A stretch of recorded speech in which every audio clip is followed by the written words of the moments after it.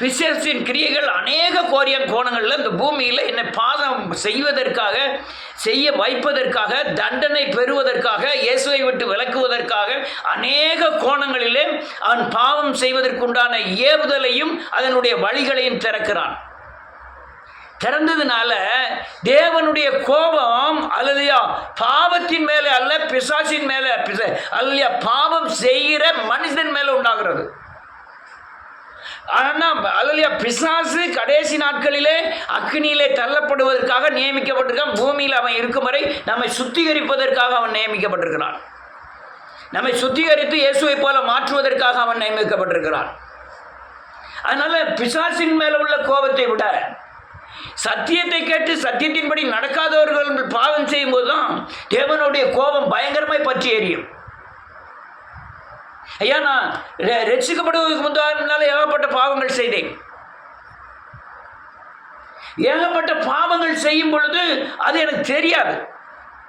வேதம் சொல்லுது, அறியாமல் உள்ள காலங்களில் அவர் காணாதவர் போல் இருந்தார். அப்போ எனக்கு தெரியாது. அதனால் பாவம் செய்த, அடிக்க, இல்லையா அடுத்தவனை வஞ்சிக்க, பேச, கெட்ட வார்த்தைகள் பேச, இப்படிலாம் நான் இருந்தேன். ஆனால் தேவனுக்குள்ளே வந்து பாவமன்னிப்பு நிச்சயத்தை பெற்று நான் அல்லையா தேவனை சார்ந்து வாழும் பொழுது நாம் செய்கிற பாவத்திற்கு உண்டான தண்டனையை இந்த பூமியிலே நமக்கு கொடுத்து நம்மை இயேசுவை போல மாற்றி தான் ஒரு பரலோக ராஜ்யத்துக்கு ஆயத்தமாக்க முடியும். அதனால தான் உலகத்தில் வியாதி, துக்கங்கள், துயரங்கள், வேதனைகள் எல்லாம் வருது. நான் அநேக காரியங்களில் சொல்லியிருக்கேன். நீ என்ன காரியம் செய்தாலும் சரி, மனம் திரும்பி பாவமன்னிப்பு நிச்சயத்தை பெற்றுட்டீங்கன்னா அல்லையா அந்த தண்டனையிலிருந்து நீங்கள் வெளியே வந்துடலாம். நீ என்ன தண்டனையில் இருக்கீங்களோ அதுலேருந்து பாவமன்னிப்பு நிச்சயத்தை பெற்றுன்னா வெளியே வந்துடலாம். ஆனால் ஏதோ பாவ அறிக்கை செய்தோம்னு சும்மா கதறி அழுதெல்லாம் கிடையாது.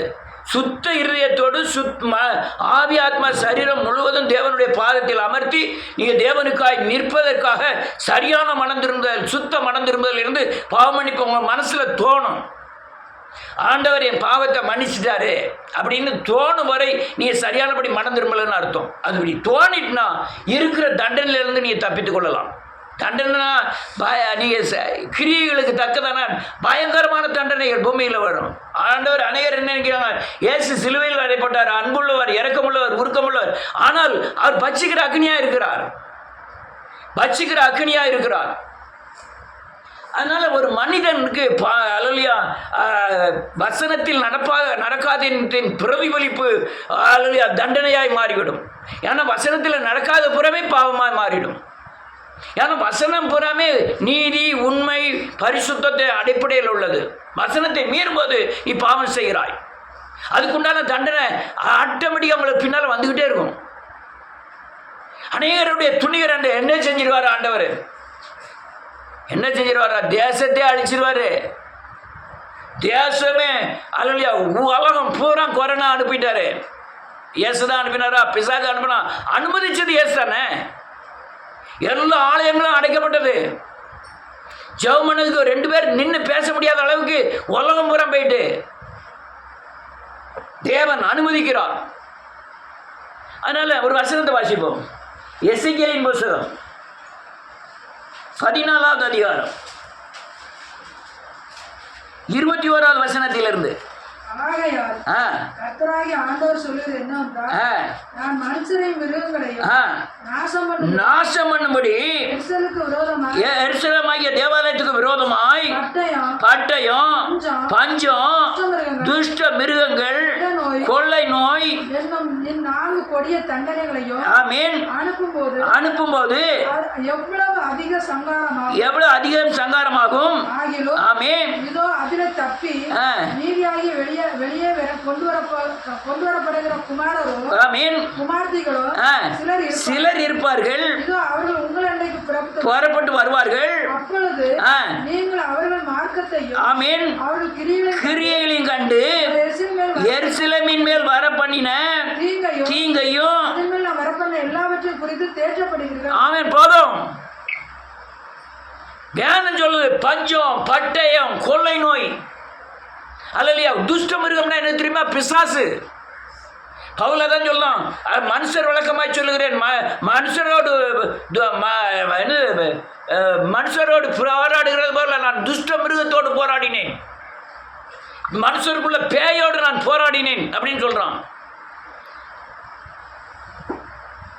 கொள்ளைன்னா என்ன தெரியுமா? நம்ம சேர்த்து வைத்திருக்கிற அல்லையா பொருள், அல்லையா பல வருடங்களை சேர்த்து வச்சிருக்கிற தங்கம், வைரம், ரூபா எல்லாத்தையும் ஒரே நாளில் ராத்திரியில் ஒரு நிமிஷத்தில் கொண்டு வரோம்ல, அதுக்கு பேர் கொள்ளை. கொள்ளை நோய்னா என்ன தெரியுமா? எதை நீ பாசமா பரிவா வளர்க்கணும்னு நினைச்சீங்கள அதை பிசாசு கொண்டு போவாங்களா மனுஷன் உயிரை, அதுக்கு பேர் கொள்ளை நோய்.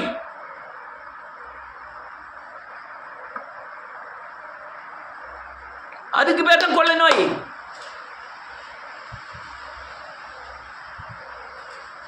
கொள்ளை நோய் தேசத்துல அப்படியே பரவிடும். அப்படியே அல்லையா துஷ்ட மிருகம் வர்றதே தெரியாது, நம்ம வீட்டுக்குள்ள பிசாசு இருக்கதே தெரியாது. ஒன்று நஷ்டப்படுத்துறது, கோபப்படுத்துறது, சண்டை பண்ணுறது, சஞ்சலப்படுத்துறது எல்லாமே பிசாசின் கிரியைகள். பட்டயம் விடுவோம்னா உக்ரைனுக்கும் ரஷ்யாவுக்கும் பட்டயத்தின் கிரியை தான். அழிஞ்சிட்டு இருக்காங்க மக்கள் டெய்லி பட்டயம். பஞ்சத்தை பார்த்தீங்கன்னா அல்லையா இந்த சிரியா, இந்த லெபனான், எகிப்து இங்கெல்லாம் பார்த்தீங்கன்னா அல்லையா இவங்க போய் ஒரு 2 குண்டு போட்ட உடனே பஞ்சம் வந்தாச்சு. ஒரு ரொட்டிக்கு அலைஞ்சு சாகுறாங்க மக்கள். கொஞ்சம் போல சாப்பாடு கொடுத்தா போதும்னு நினைக்கிறோம். ஒரு பிரெட்டுக்கு அமெரிக்காக்காரன் அடிச்சுட்டு ரொட்டி கொடுக்கும். ஒரே குண்டில் 10,000 பேரை கொண்டுட்டு மிச்சம் இருக்கவங்களுக்கு புறம் பிரெட்டு கொடுக்கும். அல்லையா இதெல்லாம் காரியங்கள். அதனால பயங்கரமாய் அல்லையா பஞ்சமும் கொள்ளை நோயும் பட்டயமும் வர காரணம் என்ன?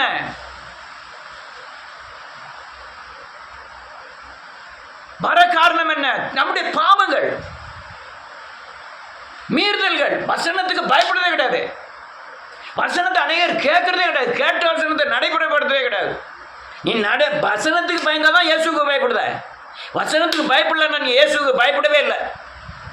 இது பயங்கரம். இப்போ இருக்கிற காட்டிலும் 1000 மடங்கு பெரிதான பஞ்சமும் கொள்ளை நோயும் அல்லையா பட்டயமும் தேசத்தில் ஊடுருவ போகிறது. யாம்னா மனுஷருடைய பாவம் அல்லையா அவருடைய சன்னதியை போய் எட்டுகிறது. துன்மார்க்கங்கள் சன்னதியை போய் எட்டுது. நேற்று ஒருத்தன் இந்த யூடியூப்பில் போட்டிருக்கான். அல்ல இப்போ வந்து ஆண்டி லவ்னு வந்துருந்தோம். ஆண்டி லவ்னா என்ன அர்த்தம்? 20 வயசு பையன் 40 வயசு பொம்பளை கட்டணும். இல்லையா? இது ஆண்டி லவ். அது இந்த ஆண்டி லவ் எங்கே போய் எட்டும் தெரியுமா? தேவ சிங்காசனத்தை போய் எட்டும், துன்மார்க்கமாக போய் எட்டும். தேவனுடைய தீர்ப்பு அங்கே ரெடி ஆகும். அல்லையா என்னைக்கு அழிக்கலாம், என்ன செய்யலாங்கிற தீர்ப்பு உண்டாகும்.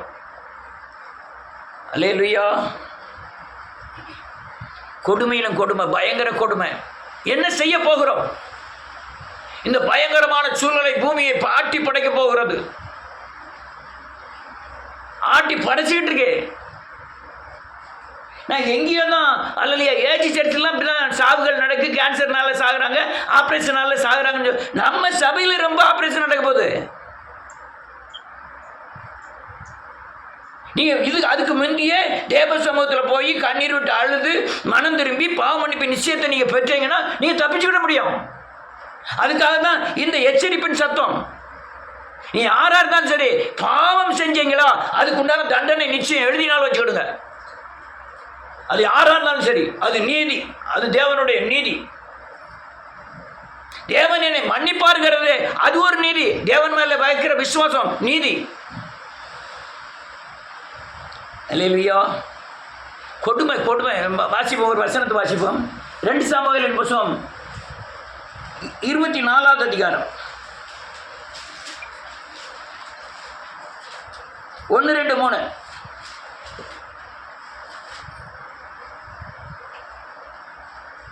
டக்குன்னு வாசிங்க, செல்லுன்னு வாசிங்க. பக்கம் 419. கர்த்தருடைய கோபம் திரும்ப இஸ்ரவேல் மேல் மூண்டது. இஸ்ரவேல் யூதா என்பவரை இலக்கம் பார் என்று அவருக்கு விரோதமாக சொல்லுகிறதற்கு தாவீது யாரால ஏவப்பட்டான்? பிசாசினாலே ஏவப்பட்டான். என்ன ஏவப்பட்டாலும் வாசிய. அப்படியே ராஜா தன்னோடு இருக்கிற ஜனாதிபதியாக யோவாபை பார்த்து, ஜனங்களின் இலக்கத்தை நான் அறிய மட்டும் இல்ல, இஸ்ரவேலின் கோத்திரம் எங்கும் சுற்றி திரிந்து ஜனங்களை தொகையிடுங்கள் என்றார். அப்பொழுது யோவா ராஜாவை பார்த்து, ராஜாவாகிய ஆண்டவருடைய கண்கள் காணும்படி நம்முடைய தேவனாய கர்த்தர் ஜனங்களை இப்பொழுது 100 இருக்கிற பார்க்கிறோம் 100 மடங்கு அதிகமாக வர்த்திக்க பண்ணுவாராக. ஆனாலும் ஆண்டவராகிய ராஜா இந்த காரியத்தை விரும்புறது என்ன என்றால், போதும், நிறைய வாசிக்கணும், நேரம் இல்லை. அது நல்ல காலங்க. என்னன்னா மக்கள் ஜனத்தொகை எடுத்தான்னா, இயேசுவின் காலத்திலே ஜனத்தொகை எடுத்தாங்க. இப்போ இந்தியாவில் எடுக்க போறாங்க. எத்தனை மக்கள் ஜனத்தொகைலாம். காரணம் அது இல்லை. காரணம் என்னன்னா, இந்த தன்னுடைய பலம் எவ்வளவுன்னு நிரூபிக்கிறதுக்காக தான் இவன் எத்தனை பேர்னு என்ன சொல்றான். இவனுடைய நிலைமை என்ன தெரியுமா? சின்ன பையனா இருக்கும்போது பெரிய கோலியாத்தை வீழ்த்தினான், தனி மனுஷனா. அப்ப இவன் என்னத்தை நம்பலாம்? பலத்தை இல்லையா, தன்னுடைய தேவனுடைய பலத்தை காட்டிலும் மனுஷ பலத்தை நம்புகிறான். அதான் யோவாப் வந்து சொல்றான், இந்த காரியம் உனக்கு சரியில்லை, நீ செய்யறது தப்பு. தேவன் ராத்திரியுடைய ராத்திரி வந்து பேசுவார் பாருங்க. 19:10 நிதிதமாய் ஜனங்களை எண்ணின பின்பு ராஜாவின் இருதயம் அவனை வாதித்தது. தாவீது கர்த்தரை நோக்கி, நான் இப்படி செய்ததாலே பெரிய பாவம் செய்தேன். ஆண்டவரே, உமது அடியானின் அக்கிரமத்தை நீக்கிவிடும், நான் மகா புத்திரமா செய்தேன் என்றான். தாவீது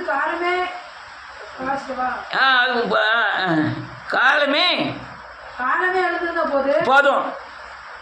அப்ப ராத்திரியில் இவர் பேசியிருக்காரு, ஆண்டவர் இவன்ட இருதயத்தில் பேசியிருக்காரு, இருதயத்தை பாதித்து. அப்பொழுது தாவீது கர்த்தரை நோக்கி, நான் இப்படி செய்ததினாலே பெரிய பாவம் செய்தேன். இப்பொழுது ஆண்டவரே, உமது அடியானின் அக்கிரமத்தை நீக்கிவிடும், மகா புத்தியினத்தை செய்தேன். பாவனை பண்ணி சேர்த்துப்பட்டுக்கலாம்ல. ராத்திரி போல சொல்லியிருக்காரு, ராத்திரி போல மனம் திரும்பிட்டான். என் அக்கிரமத்தை மன்னியம்னு சொல்லி தாவீது மனம் திரும்புதான். மன்னிச்சிக்க வேண்டியதானே? ஹல்லேலூயா. அதுக்கப்புறம் காலை அதிகாலமே எழுந்த போது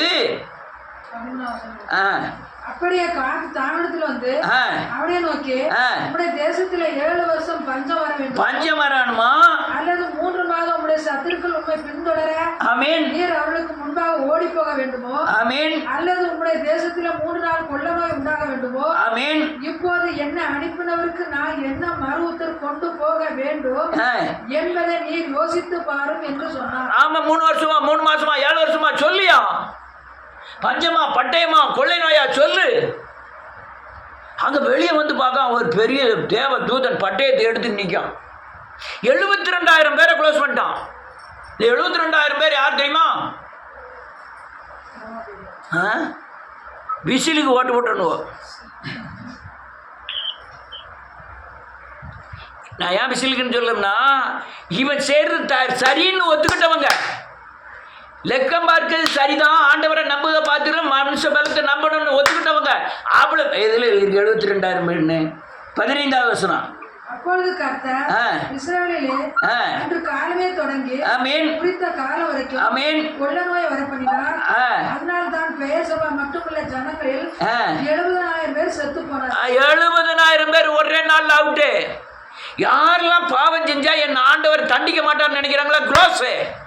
பாவம் செய்கிறவர் மட்டுமல்ல, நான் பாவம் செஞ்சா கர்த்தர் என்னை மன்னிச்சிருவாரு, எனக்கு தண்டிக்க மாட்டார்னு யார் நினைச்சாலும் சரி, அவங்களும் கூட சேர்ந்து சாவுவாங்க. அவன் போய் அழுதான் ஆண்டவர்கிட்ட, ஆண்டவரே பாவம் செய்தது நான் தான், இந்த ஆடுகள் என்ன செஞ்சது, இதை போய் நீ கொல்ற அப்படின்னு போய் கேட்கான். நானும் நினைச்சேன், தாவீது தானே பாவம் செஞ்சான், ஏன் 70,000 பேர் சாகணும்? இந்த 70,000 பேரும் இவன் செய்யறதுக்கு சரின்னு ஒத்துக்கொண்ட ஆட்கள். அல்லேலூயா. யாவனும் தப்ப முடியாது. அவன் பெரிய வக்கீலாக இருக்கலாம், அல்லையா பெரிய முதலமைச்சராக இருக்கலாம், பிரதமராக இருக்கலாம். தேவனுடைய சட்டம் நீதி இதுக்கு தப்பவே முடியாது. யாராக இருந்தாலும் சரி, பலசாலியாக இருந்தாலும் சரி, அல்லையா தாவீதே தப்பலை. கண்ணுக்காங்க ஒவ்வொரு பிள்ளையா சாகுது தாவீதுக்கு. அப்சலோம் சாந்தம், ஒவ்வொரு பிள்ளையா கண்காங்க செத்துக்கிட்டே இருக்கு. செய்த பாவம் என்ன? கொடூர பாவங்கள். எதுக்கப்புறம் இந்த அல்லேலூயா உரியாவை கொண்ட பிறகு பத்சேபால இவன் எடுத்துக்கிட்ட பிறகுதான் பிள்ளைகள்லாம் சாவுது. ஏன் தெரியுமா? சரியான மனம் திரும்புதல், பாவ மன்னிப்பு நிச்சயத்தை பெறாதனால தான். அதனால தான் இவன் பிள்ளைகள் ஒவ்வொரு பிள்ளைகளாக தனக்கு எதிரியாய் அப்சலோம், நீ அடுத்த வருஷம் 13-14 வாசிக்கலாம், அப்சலோமுக்கு பயந்து ஓட ஆரம்பிப்பான். 2 சாமுவேல் 1 சாமுவேல் 14வது அதிகாரம், 2 சாமுவேல் 14வது அதிகாரம் நினைக்கிறேன். அப்சலோமுக்கு பயந்து தாவீது ஓட ஆரம்பிக்கிறான்.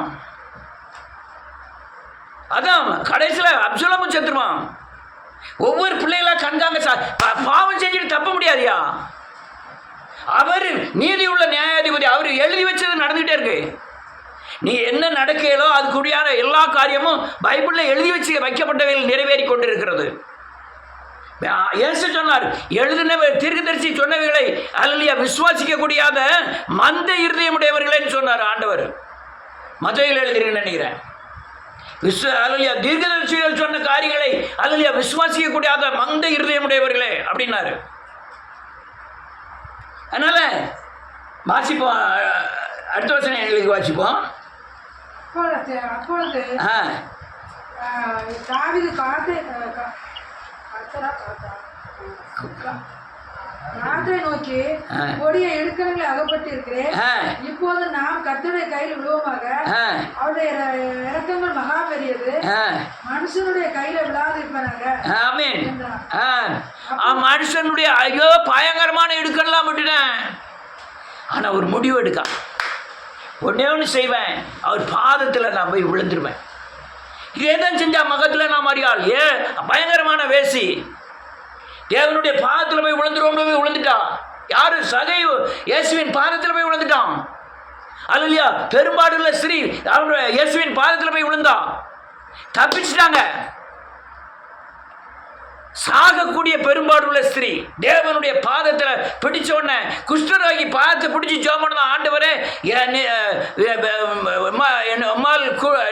விசுவாசிக்க குடும்பம் உம்மால் ஆகும்.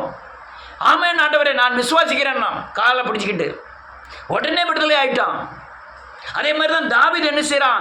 நான் மனுஷருடைய கரத்தில் விழுவதை பார்க்கிறோம், தேவனுடைய உம்முடைய கரத்தில் விழுவது நலமாயிருக்கும், அதனால உம்முடைய பாதத்தில் விழுவது நலமாயிருக்கும் அப்படின்ட்டு என்ன செய்கிறான்? வாசிப்போம். அல்லேலூயா 18வது வசனம். அன்றைய தினம் காத்து என்பவன் தானிடத்தில் வந்து அவனை நோக்கி, நீர் போய் எபூசியனாகிய அர்னாவின் களத்திலே கர்த்தருக்கு ஒரு பலிபீடத்தை உண்டாக்கும் என்றார். காத்துடைய வார்த்தையின்படியே தாவீது கர்த்தர் கற்பித்த பிரகாரமாய் போனார். 24வது வசனம். ராஜா அர்வனாய் பார்த்து, அப்படி அல்ல, நான் இலவசமா வாங்கி என் தேவனாய் கர்த்தருக்கு சர்வாங்க தகன பலிகளை செலுத்தாமல் அதை உன் கையில் விளக்கரமாய் வாங்குவேன் என்று சொல்லி தாவீது அந்த களத்தையும் மாடுகளையும் 50 சேக்கல் நிறைய வெள்ளிக்கு கொண்டான். அங்கே தாவீது ஒரு பலிபீடத்தை கட்டி சர்வ அங்க தகன பலி, என்ன பலி? ஒவ்வொரு அவயமும் செய்த ஒவ்வொரு துண்டு துண்டா சதைகளை வெட்டி வச்சுட்டான். ஆண்டவரே என் கையை வெட்டி உங்க பலிபீடத்தில் வைக்கிறேன், இந்த கை பாவம் செய்த பாவத்தை நீர் மன்னியும், சிலுவைங்கிற பலிபீடத்தில் வைக்கிறேன், என் கால் செய்த பாவத்தை மன்னியும்னு அறிக்கை பண்றான். கண் செய்த பாவத்தை மன்னியும், அல்லையா என் வாய் செய்த பாவத்தை மன்னியும், என் காது செய்த பாவத்தை மன்னியும்னு காதறி அளவ ஆரம்பிக்கான். யாரு? ராஜாவாகிய தாவீது. யாரு? 80 லட்சம் அல்லையா காலாட்கள் இருக்கிற தாவீது. யாரு? அல்லேலூயா பல லட்சம் அல்லேலூயா குதிரை வீரர்கள் இருக்கக்கூடிய தாவீது, போர் வீரர்கள் இருக்கக்கூடிய பெரிய தாவீது சர்வ அங்க தகன பலி செலுத்தினப்படலாம். அல்லேலூயா அந்த தூதன் பட்டயத்தை எடுத்து விளக்கினான். சங்காரம் நிறுத்தப்படுவதில்லை. நீ தேவனுடைய பாதத்தை பிடிக்கும் வரை சங்காரம் நிறுத்தப்படுவதில்லை. நீ யாரா இருந்தாலும் சரி, நீதிக்கு நீதி, அநீதிக்கு அநீதி, நீங்கள் செய்கிற காரியங்களுக்கு ஏற்ற பலன் என்னோடு கூட வருது. யாரும் தப்ப முடியாது, ஒருவனாயிலும் தப்பி போவதில்லை. வேதம் தெளிவா சொல்லு, நன்மைக்கேற்ற நன்மையும் தீமைக்கேற்ற தீமையும் இந்த பூமியில அனுபவித்தே தீர வேண்டும். அல்லேலூயா. அவன் சர்வங்க தகன பலி என்ன எழுதிருக்கு? அங்கே தாவீது கர்த்தருக்கு ஒரு பலிபீடத்தை கட்டி சர்வாங்க தகன பலிகளையும் சமாதான பலிகளையும் செலுத்தினான். அப்பொழுது கர்த்தர் தேசத்துக்காக செய்யப்பட்ட வேண்டுதலை கேட்டறினார். இஸ்ரவேலில் இருந்த அந்த வாதை நிறுத்தப்பட்டது. போதும். இஸ்ரவேலில் இருந்த எல்லா வாதையும் நிறுத்தப்பட்டது. மனம் திரும்புதல், சுத்த மனம் திரும்புதலானா நடிப்பு வேஷம் உள்ள வாயில மனம் திரும்புவது, உள்ள மனம் திரும்புதல் இல்லை. மனம் திரும்புவதற்கு உண்டான சாட்சி இல்லை.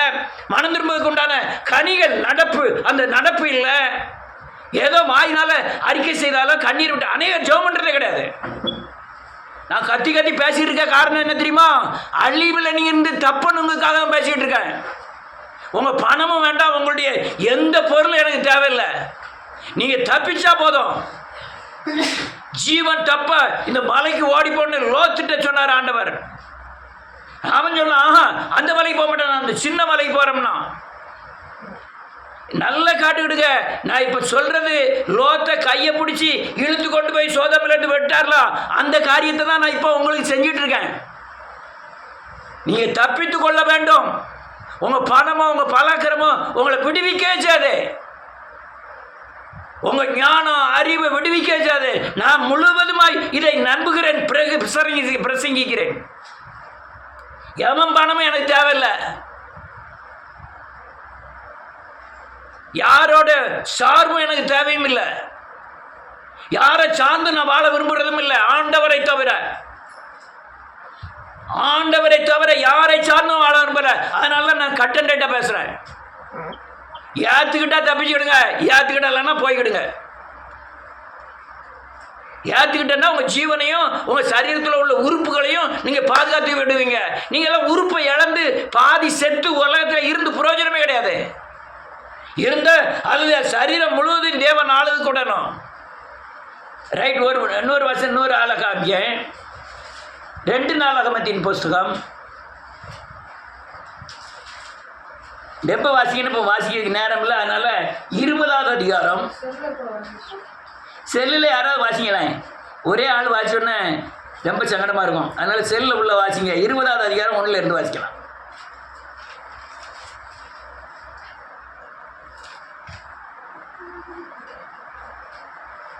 யாரு இருக்கேடா? இதற்கு பின்பு மோவாப் புத்திரரும் அம்மோன் புத்திரரும் அவர்களுடைய அம்மோனியருக்கு அப்புறத்தில் உள்ள மனுஷரோடு கூட யோசாபாத்திற்கு விரோதமாக யுத்தம் பண்ண வந்தார்கள்.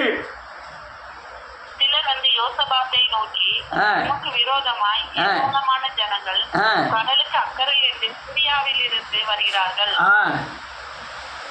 இதோ அவர்கள் எங்கேரியாகிய ஆசோசோமாரில் இருக்கிறார்கள் என்று அறிவித்தார்கள். அப்பொழுது யோசபாத் பயந்து தேடுகிறதற்கு ஒருமுகப்பட்டு யூதாவெங்கும் உபவாசத்தை கூறிவிட்டான். ஆமென். ரைட். கொஞ்சம் சொல்லிக்கிட்டு நீங்க 17வது அதிகாரத்தை பார்த்தீங்கன்னா, யோசேப்பு அல்லையா சின்ன வயசுலேயே அவன் ராஜாவாயிட்டான். 30 வயசுலேயே ராஜாவான பிறகு அல்லையா ஆலயத்தில் வந்து பார்க்க பூரா விக்கிரகமாக இருக்கு. விக்கிரகத்தை பூரா தூக்கி தூர கொண்டு போடுதான். விக்கிரகி போட்டுட்டு தேவனை மகிமைப்படுத்தணும்னு ஆசாரியர்கள் லேபியர்கள் எல்லாத்தையும் கூட்டிட்டு வந்து அல்லையா பாடல்களை ஏற்படுத்தி தேவனுக்கு ஆராதனை செய்கிறான். அது மட்டுமல்ல, அநேக லேபியரை எடுத்து அவங்கள்ட்ட புறம் வேத புஸ்தகத்தை கொடுத்து நீங்கள் தேசமெங்கும் போய் அல்லையா கர்த்தரை பற்றி போதிங்கள்னு சொல்லி எல்லாரையும் உலகம் முழுவதும் பரவ செய்கிறான். யாரே? யோசேப்பு. அல்லையா ஆலயத்தில் இருக்க அல்லையா போர்ச்சவர்களை கூட்டுகிறான், ஆயுதங்களை கூட்டுகிறான். அல்லையா கூட்டி அல்லையா ஜாம்னு ஆட்சி நடந்துகிட்டு இருக்கும்போது விடிய காலம் எந்திரிச்சு பார்க்க அல்லையா தேசத்தின் வாசலில் 3-4 அரசர்களும் அவருடைய ஆயுதமும் வந்து நிற்கி பட்டயம் வந்துட்டு ராத்திரியா. இவனுக்கே தெரியாது. காலையில் ஒருத்தவங்க சொல்றான், நம்மை சுற்றி அவ்வளவும் பட்டயங்கள் வந்து நிற்கி. அதான் வேதம் சொல்லுது, பயந்துட்டான். என்ன செய்யறதுன்னே தெரியல.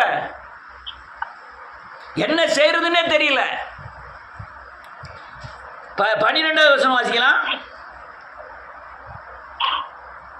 எங்கள் தேவனே, அவர்களை நீர் நிற்க மாட்டீரோ? ஆமென்.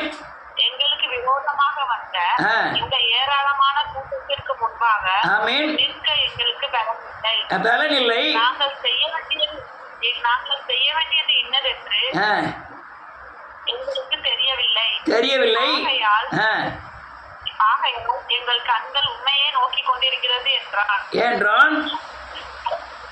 யூதா கோத்திரத்தார் அனைவரும் அவர் அவர்கள் குழந்தைகளும் பெண் ஜாதிகளும் அவர்கள் குமாரரும் கூட கர்த்தருக்கு முன்பாக ஆமென். சின்ன பிள்ளையெல்லாம் கூட்டுக்கிட்டாங்க. தாய்மார்கள் பிள்ளைகள் அதில் பெண்டாட்டி எல்லாம் வந்து தேவ சமூகத்தில் வந்து ஜெபம் பண்ணாங்க. என்ன ஜெபம் பண்ணாங்க?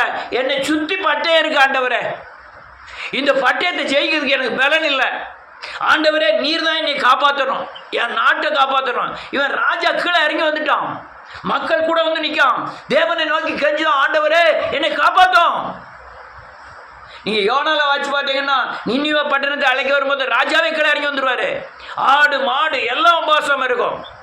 இருந்து தேவனை நோக்கி கஞ்சும் போது ஆண்டவர் சொல்றாரு, வலது கைக்கும் இடது கைக்கும் வித்தியாசம் தெரியாத 1,40,000 பேருக்கு ஆடி நான் பரிதவியாமல் இருப்பேனோ அப்படின்னு சொல்லி தான் அந்த நினிவே பட்டணத்தை அழிக்காமல் இருந்தார். உபாசம் இருந்ததுனால, தேவனுடைய பாதத்தில் விழுந்ததுனால. அதே காரியத்தை தான் யோசேப்பு செய்கிறான். ரைட், வாசிக்கலாம். அல்லேலூயா. நேரம் ஆகிட்டு, அதனால சீக்கிரம் முடியும். 20வது வசனம். அவர்கள் அதிகாலமே எழுந்திருந்து தெற்காவி வனாந்தரத்துக்கு போக புறப்பட்டார்கள். ஆமென். புறப்படுகையில் யோசபாத் நின்று யூதாவே எருசலேம் குடிகளே கேளுங்கள், உங்கள் தேவனாய கர்த்தரை நம்புங்கள், நிலைப்படுவீர்கள், தீர்க்கதரிசிகளை நம்புங்கள், சித்தி பெறுவீர்கள் என்றான். பின்பு அவர் ஜனத்தோடு ஆலோசனை பண்ணி ஆமென் பரிசுத்தமுள்ள மகத்துவத்தை துதிக்கவும் ஆயுதம் அணிந்தவர்களுக்கு முன்பாக நடந்து போய் துதிங்கள். அவர் கிருபை என்றும் பாடவும் நிறுத்தினார்கள். அவர்கள் பாடி துதி செய்ய தொடங்கின போது ஆமென் யூதாவுக்கு விரோதமாய் வந்த 18 அம்மோன் புத்திரரையும் ஆமென் மோவாபியரையும் ஆமென் சேயீர் மலை தேசத்தாரையும் ஆமென் ஒருவருக்கு விரோதமாக ஒருவரை கர்த்தர் எழும்ப பண்ணினதால் அவர்கள் வெட்டுவிட்டு விழுந்தார்கள். என்ன நடக்கு பாருங்க, அங்க பயங்கரமா ஆயுதத்தை வச்சுட்டு சண்டை போடுறதுக்கு வந்து நிற்கும்.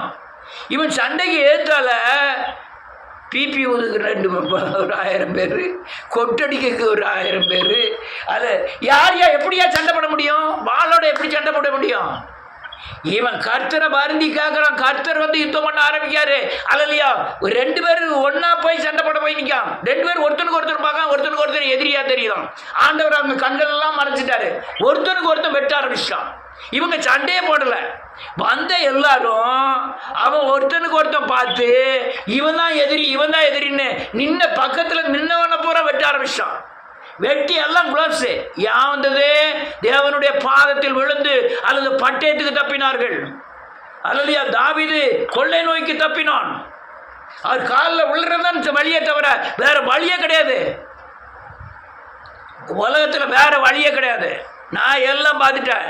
பணத்தை வச்சு ஆண்டு பார்த்துட்டேன். அதிகாரம் செலுத்தாத இடம் கிடையாது சேர்மாதி ஊரில். எல்லாம் அதிகாரத்தை வச்சு பயன்படுமா? அது அந்த நேரத்துக்கு கொஞ்சம் ஒரு குஷியாக இருக்க தான் செஞ்சுது. அதுக்கப்புறம் அது பயன்படலை. ஆனால் தேவன் மட்டும்தான் எந்த நேரமும் உன்னை சமாதானத்தில் நடத்த வல்லவராக இருக்கிறார்.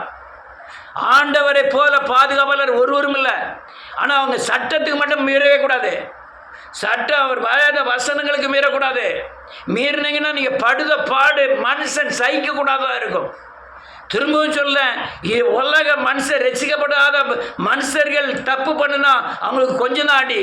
ஆனால் ரசிக்கப்பட்ட மனுஷன் தட்டு போனா தான் ரெட்டிப்பான அடி வாங்க வேண்டியது இருக்கும். நான் பாவம் செய்யறதுக்கு வேதத்துக்கு வந்தவரை பாவம் செய்யறதுக்கு அநேக வழிகள் இருக்கு. நான் அழகாக தண்ணி அடிக்கலாம், அழகாக எல்லா காரியங்களையும் செய்யலாம். ஆனால் அதுக்கு உண்டான தண்டனை வரும்னு தெரியும். ஒருத்தர் ஏமாற்றி 10 பைசா வாங்கினது கிடையாது. சவால் விட்டு சொல்கிறேன், 10 ரூபா ஒரு ஆளை ஏமாற்றி வாங்கினது கிடையாது. இங்கே எல்லார்ட்டையும் யாருக்கு நான் கேட்டு பாருங்க. எண்ணெய் வஞ்சித்தவர்கள் உண்டு. எத்தனையோ வீடுகள்லாம் ஜோம் பண்ணிட்டு காணிக்கே வாங்காமல் வந்த வீடுகள்லாம் எத்தனையோ உண்டு. ஆனால் அல்லையா, யாரையும் உங்களுக்கு வீட்டில் பேய் வந்துடும், உங்கள் வீட்டில் பிசாசு வந்துடும் அப்படின்னு சொல்லி 10 ரூபா வாங்கினது கிடையாது. சாபம் வந்துடும் சொல்லி 10 ரூபா வாங்கினது கிடையாது. என் பிள்ளைகள் படிக்கிறதும் கூட, நான் கிறிஸ்துவனாக இருக்கேன், ஊழியக்காரனாக இருக்கேன், நான் போய் படிக்கிறதுக்கு எனக்கு ரூபா இல்லை, என் பிள்ளைகளை படிக்க வைக்கணும்னு யார்கிட்ட போய் காட்டுறது கிடையாது. கர்த்தர் அதை நான் காலத்தில் அதை வழிகளை திறக்கிறார். இதெல்லாம் பெரிய காரியமே கிடையாது. சாப்பாடோ இதோ பெரிய காரியம் கிடையாது. பின்னால் நிற்கிற சத்ருவை நீங்கள் புரிஞ்சு ஜெயிக்கணுமே. வருகிற கொள்ளை நோய்க்கும் பஞ்சத்துக்கும் பட்டயத்துக்கும் தப்பிக்கணுமே. பாதத்தில் விழுந்து நீங்கள் ஜெபம் பண்ணணும். எவ்வளவு கொடிய காரியம் தெரியுமா? ஒவ்வொரு ஆளும் அல்லையா ரட்சிக்கப்படுவதற்கு முன்பாக செய்த அநேக பாப சாபத்தின் அல்லையா கிரியையிலிருந்து வெளியே வந்துட்டாங்க. ஆனால் அந்த எண்ணத்திலிருந்து வெளியே வரல. வேசித்தனத்திலேருந்து வெளியே வந்துட்டார், நல்லது.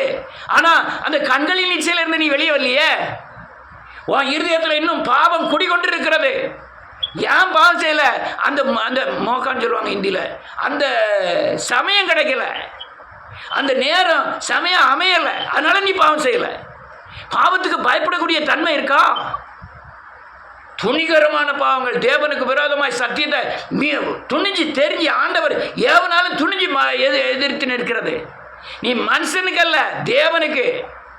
தேவன் சாதாரண ஆள் இல்லை, இறக்கமுள்ளவனுக்கு குணசாலிக்கு குணசாலி, தயவுள்ளவனுக்கு தயவுள்ளவன், மாறுபடுகிறவருக்கு அவர் மாறுபடுகிற தேவனாக இருக்கிறார். சிலுவையில் அறையப்பட்டவர் தான், எழுந்தது உயிர் தெழுந்தது நியாயம் இருக்க தெரியுமா உங்களுக்கு? சிலுவையில் அறையப்படுவரை தான் மாமிசத்தில் இறக்கமும் உருக்கமும் நீடிய சாந்தமும் இருந்தார். இப்போ நியாயாதிபதி, அவர் ஆடு மேய்க்கிறவர் அல்ல, அங்கே நியாயாதிபதியாக இருக்கிறார்.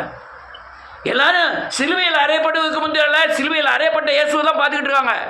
அவர் அங்கே இப்போ இல்லை, அவர் உயிர் தெழுந்தார், அவர் நியாயாதிபதி ஆகிட்டார். நீங்களும் உங்களுக்கும் அவருக்கும் ஏகப்பட்ட இடைவெளி இருக்கிறது. அவர் பரிசுத்தத்தில் பயங்கரமானவர், நீதி செய்கிற தேவன். நீ அந்த இறக்கத்தையே நம்பிட்டு இருக்காத, இறக்கத்தையே நம்பிட்டு இருக்க. அவர் நியாயாதிபதியாக உயிர் தெழுந்த கிறிஸ்து. நீ இப்போ போய் சந்திக்க போனா அவர் அக்கினி மயமாக இருக்கிறார், பரிசுத்தத்தில் பயங்கரமாக இருக்கிறார். நீ இப்போ போய் அன்னைக்கு இயேசுவை தொட்டாங்க, இன்னைக்கு தொட முடியாது. அவர் சிங்காசனத்தில் பிதாவோடு பரிந்து பேசி கொண்டிருக்கிறார். நீ யாருனாலும் தப்ப முடியாது. நீ யாருனாலும் பாருங்க, உங்களுக்குரிய கணக்கு ரெடியாக இருக்கு. அந்தந்த காலங்களில் அந்தந்த கணக்கு அவர் முடிச்சே தீர்வார். யாரும் அந்த கணக்குக்கு ஒருத்தருமே தப்பி போவதில்லை.